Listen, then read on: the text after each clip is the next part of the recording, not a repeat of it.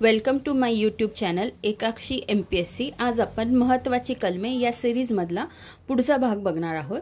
तर आज जी दोन कलमे आपण कोरिलेट करून लक्षात ठेवणार आहोत ती दोन्ही कलमे कशाशी संबंधित आहे तर वटहुकुमाशी संबंधित आहे। इथे मी बोल्ड लेटरमध्ये लिहिलेलं आहे बघा, वटहुकुम आणि एक जो अधिकार आहे तो राष्ट्रपतींचा आहे आणि दुसरं कलम कशाशी संबंधित आहे, राज्यपालांच्या अधिकाराशी संबंधित आहे। एक राष्ट्रपतींचा आणि एक राज्यपालांचा, म्हणून ही दोन कलमे मी एकत्र घेऊन शिकवलेली आहेत। आता नीट बघा कशा पद्धतीने सांगते जेणेकरून तुम्हाला उत्तरं सुटतील आणि सोप्या पद्धतीने लक्षात पण राहील।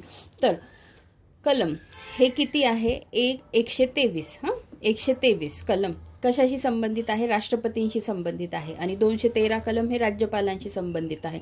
123 आता 1 2 3 सलग संख्या आहे, 1 2 3 123 आणि मग 123 मधला हा 3 तसाच कॉन्स्टंट ठेवायचा राज्यपालांच्या कलमामध्ये आणि 1 आणि 2 या आकड्याची अदलाबदल करायची। इथे जर 123 आहे तर तिकडे काय होणार आहे, 213 होणार आहेत। यापूर्वी मी हायकोर्ट आणि सुप्रीम कोर्ट याच्याशी रिलेटेड जे कलम सांगितली होती ते पण कशी होती याच पद्धतीने लक्षात ठेवायची होती।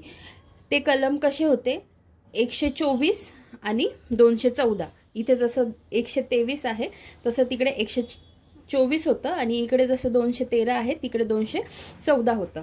त्याच्यावर पण मी व्हिडिओ बनवलेला आहे, तुम्ही तो जाऊन बघू शकता। तर 123 कलम कशाशी संबंधित आहे, संसदेच्या विश्रांती काळात वटहुकूम जारी करण्याचा राष्ट्रपतींचा अधिकार आणि 213 हे कलम विधिमंडळाच्या विश्रांती काळात वटहुकूम जारी करण्याचा राज्यपालांचा अधिकार।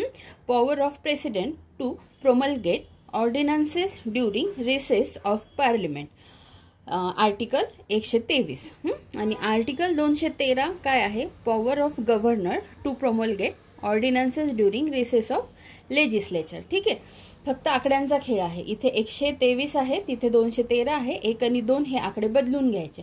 ठीक आहे, समजलं असेल तुम्हाला। धन्यवाद।